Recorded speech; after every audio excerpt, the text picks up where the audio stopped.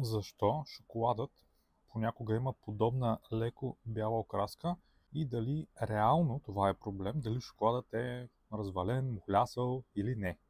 Причината, поради която тези бели 15 следи по шоколада се получават, е просто защото температурата след вече направения шоколад е рязко променена.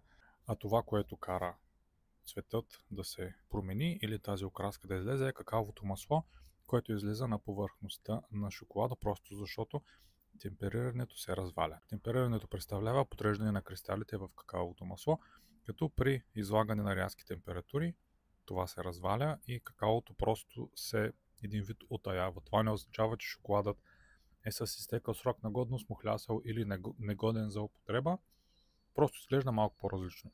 Проблемът е лесно управим за хората, които работят с шоколад, просто трябва да го темперирате отново.